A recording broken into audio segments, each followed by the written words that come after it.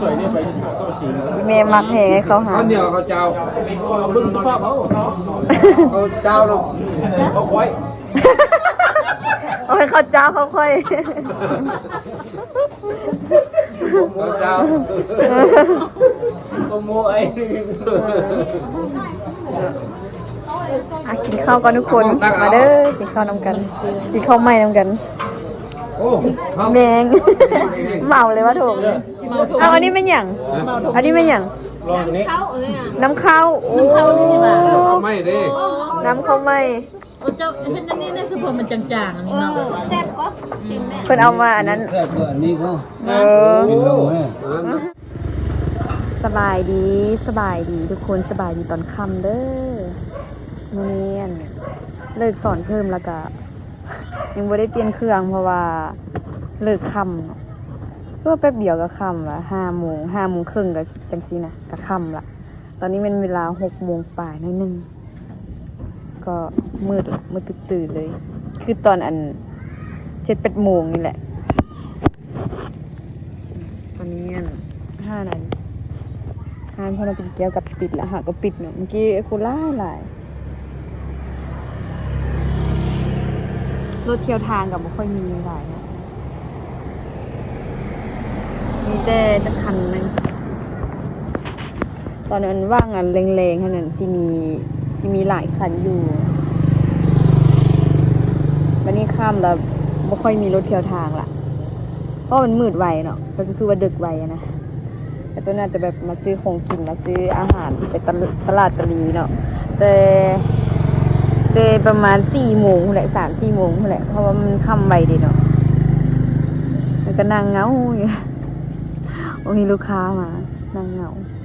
นั่งทาลูกค้ามาแหละแต่ว่ามื้อนี้ได้ขายน้อยแบบมื้อนี้ปิดน้ำค่ำบ่มื้อนี้หาก็ได้ขาย30 ปลายพันนี่แหละ30 ปลายพันกีบนั่งต่อไปเลยคนเอ้ยคันว่าสีเซาเฮ็ดเนาะสีเซาขายก็พัดว่ายูลาหั่นน่ะทำมาขายแบบ1 ชั่วโมง2 ชั่วโมงสิก็ยังจะพอได้บางมื้อเนาะบางมื้อก็พอได้เงินตื่มพอเติมน้ำมันไปเวียกหรือว่าเติมบัตรเติมน้ำมันแหละก็บ่ได้หลายดอกแต่ว่าพอเฮาบ่ว่างหั่นแหละเนาะคันว่าบ่ขายก็สิว่างเวลานี้เลยนะบ่ได้เฮ็ดอีหยังเสียเวลาทิ้งไปซื่อๆนะก็เลยว่าตัดสินใจว่ามาขายเลขอุ้ย ไม่เรียกเสริมเนาะโอ้ว่าสิเป็นหยังบ่เนาะแต่ก็บ่เว้าไว้ก่อน เรื่องเลยวะ ฮะยัง ยังวะ อะไรวะ ชวนกินข้าว โอ้เฮ็ด ไม่ เพิ่นว่าเดี๋ยวปิด กินเยอะนะ เดี๋ยวปิดแล้วจึงสิไปโอ้อันนั้นผมพอเห็นรถมาหลายๆเนาะอยู่งานข้างๆงานนั้นนะบ่าวก็จ้อยเฮ็ดอันฮีดโคงประเพณีเนาะเพราะเขาจะเฮ็ดเป็นอันอหย่างว่าข้าวไหม้บ่แบบว่าเกี่ยวข้าวเกี่ยวน้ำแล้วอะนะอันกินข้าวไหม้เนาะพวกคนม้งเพิ่นจะเอิ้นพี่น้องเอิ้นคนรู้จักมากินข้าวนำกันสินะกินข้าวแรงนำกันกินข้าวไหม้นำกันแล้วก็บุญข้าวไหม้เนาะแต่พ่อเห็นรถหลายๆคนแล้วเอิ้นไปกินข้าวนำเดี๋ยวสิอันลองไปจอบเบิ่งวัดเฮ็ดเวียกแล้วเนาะดีเว้าฮอดใจแล้วบ่รถดังขนาดมาเว้าโตเมื่อกี้รถเสียงดังโพดอันตะกี้ว่าสิบ่ขายเลขกับพัดเฮาเลิกเวียกมา4 โมงตะกี้4 โมง5 โมงแล้วตะกี้ก็สอนเพิ่มคือกันแล้วบัดนี้อัน6 โมง7 โมงแบบเฮาก็อยู่เฮือนลาสินะสิเฮ็ดเวียกก็มีแต่เฮ็ดเวียกเฮือนเนาะล้างถ้วยนึงเขาเกือบเป็นกับเกือบใกล้สำนั้นแหละแล้วมาคิดว่าเอามาเฮ็ดอันนี้อันขายนี่ตื้มบ่นะมันได้อันอีกประมาณ10,000สิก็เอาสินะพอมีเงินเติมน้ำมันเนาะพอมีเงินเติมน้ำมันพอมีเงินเติมบัตร เติมเน็ตนะเติมค่าโทรศัพท์ก็เลยว่าเอามาขายกันแถวนี้ก็โบค่อยมีเด้เพราะว่าแถวที่ขายเนาะก็บ่ค่อยมีคนขายเนี่ยตอนนั้นเนาะก็ได้ขายดีเลยได้ขายดีมือหนึ่งก็ได้อัน7-80สินะมือได้หลายก็100-200เปอร์เซ็นต์เนาะเฉพาะเปอร์เซ็นต์แต่ว่าเดี๋ยวนี้คนขายหลายแล้วเดี๋ยวนี้นะมองนี้มีคนขายก่อนหน้านี้เนาะติ๊กมาขายในหนึ่งแล้วก็เห็นก็จะมาขายนะ4-5 คนเลยทั้งสองฝากทางเลยแล้วก็บ่ค่อยได้ขายแล้วก็จะหนีที่บอกแล้วไปขายบนอื่นนะ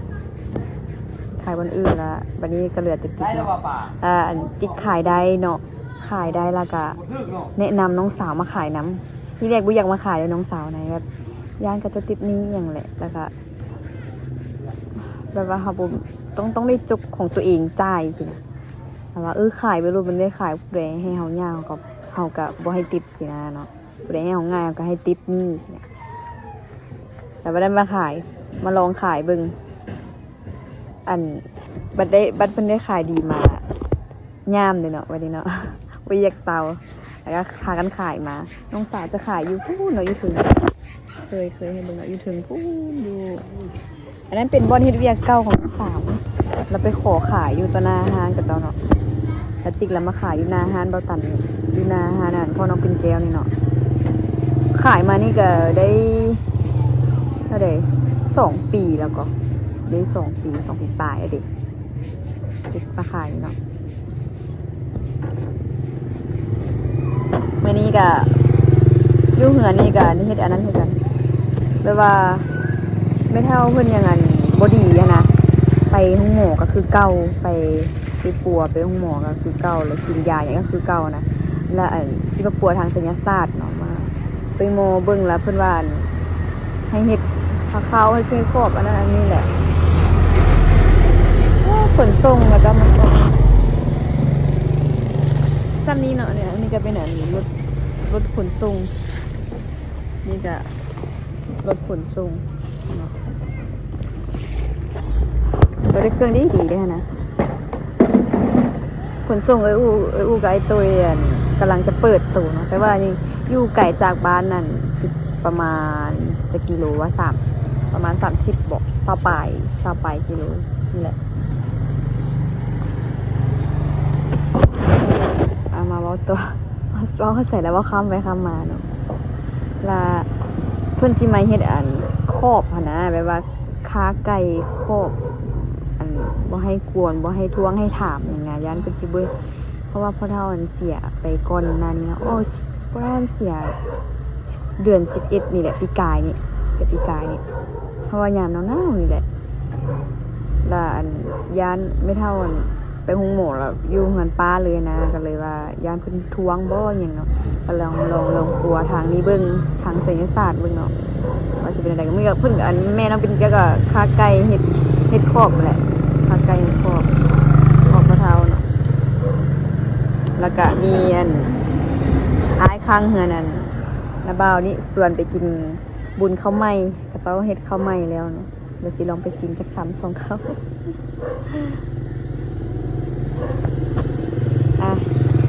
ก็สีมาลุมเท่านี้เลยทุกคนเหงานะโอ้มีลูกค้า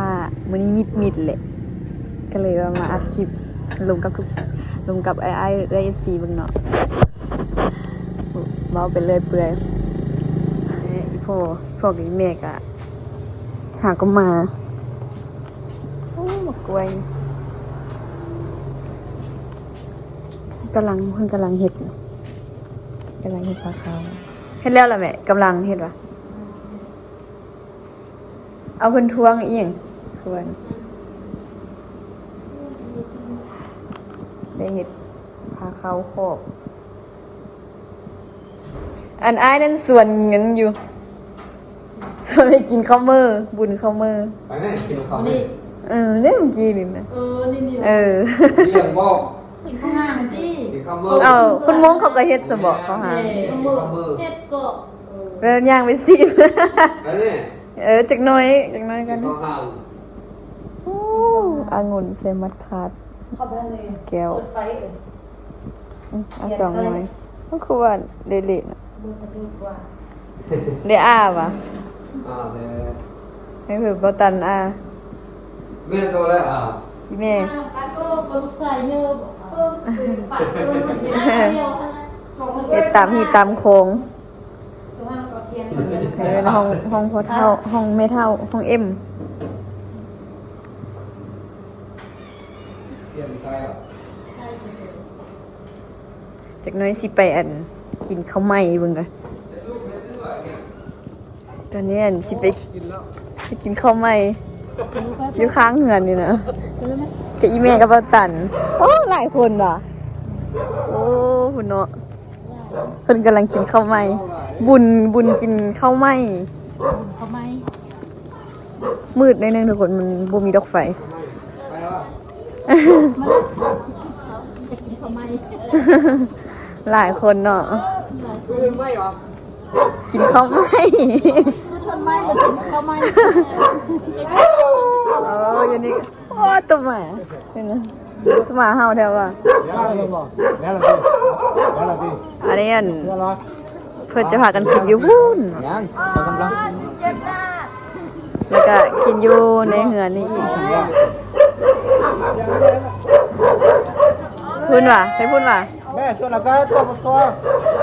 แม่ อันนี้ก็เป็นประเพณีเนาะบุญประเพณีอันหนึ่งของชนเผ่ามงเพื่อนเก็บเกี่ยวข้าวแล้วเพื่อนก็สิมาเอิ้นกันกินข้าวไหม้สินะโอ้หลายคนเลยคนที่ชิม ชิมข้าวไหม้ โอ้เจ้าได้ทำอะไรกินละ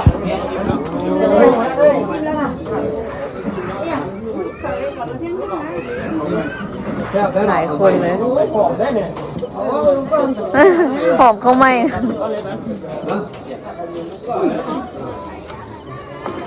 นั่งนี่ เอาไหม นั่นลำเดียวแม่ เอาคนอิ่มแล้วว่ากลัวพากันออกเลยเนี่ยมาอยู่ที่แม่กับน้าบ่าวมันกำลังกินเลยเบิ่งอาหารมี ไม่นี่ โอ้อันนี้ว่าข้าวไหม้ โอ้ยัง โอ้ได้แม่เข้าห่างอ่ะแม่ แม่หวาน เข้าห่างก่อนเลยเด้แม่เลย แต่ว่ามัน อันนี้แหละเพราะว่าจะมากิน แม่อยากแม่อยากกินข้าวห่าง อันนี้เขานา เนาะข้าวนาข้าวให้ แม่เนาะมันเซฟ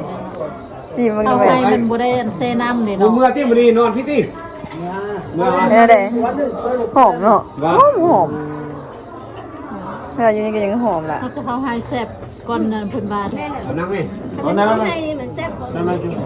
ไปเจ้าของเหือนมากินข้าวกันเรียกอย่างกินแหน่นี่นะ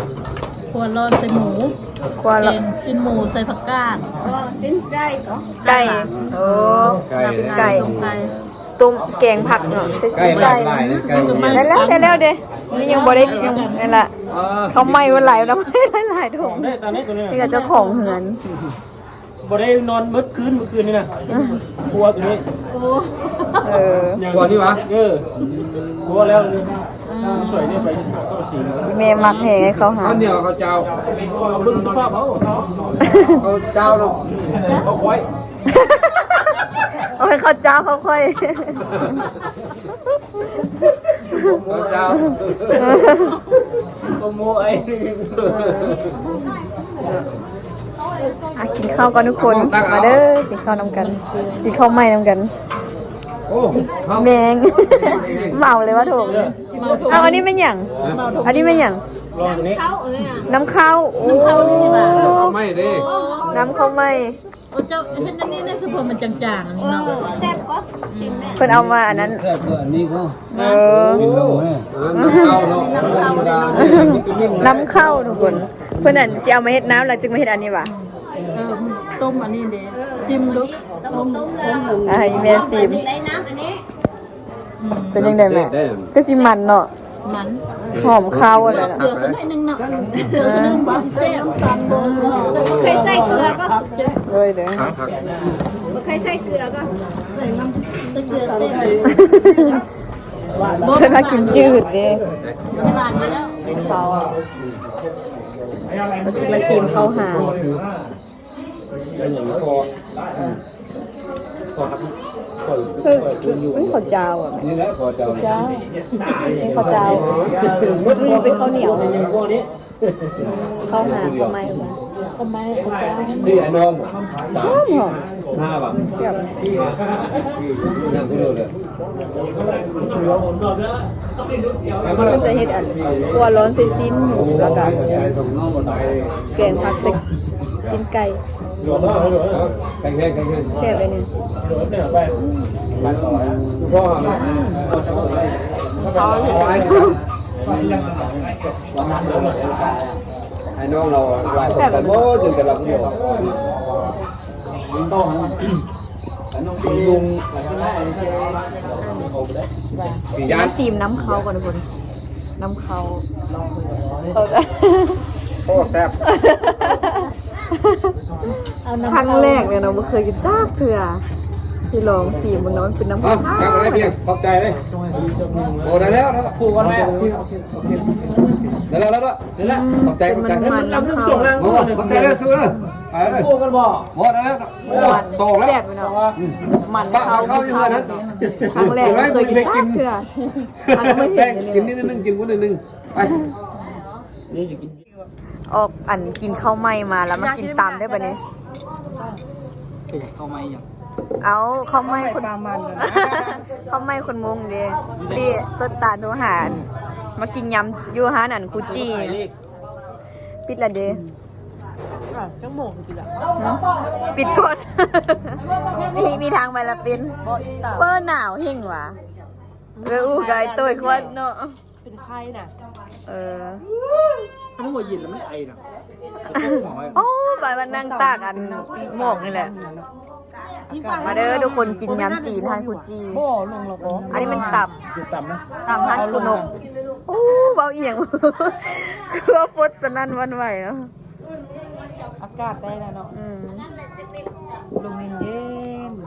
ป้าให้กินอะไรนี่จี้ แล้วหนาวเรามีเต่ารันมีกล้องเนาะกินถึงก็ทำไมรู้ป่ะ เออ